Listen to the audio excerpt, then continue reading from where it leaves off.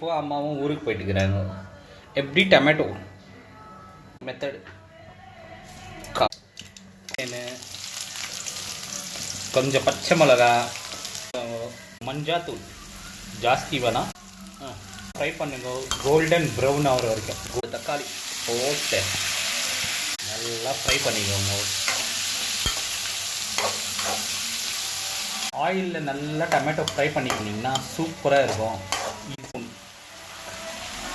மிளகாத்தூள் போட்டுக்கோங்க, டேஸ்ட்டுக்கு காரமாக நல்லா இருக்கும்.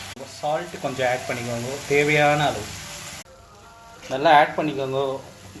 கொஞ்சம் ஆட் பண்ணிக்கோங்க, தேவையான அளவு. நல்லா கொதிரிச்சின்னு இருக்குது தக்காளி பஜ்ஜி.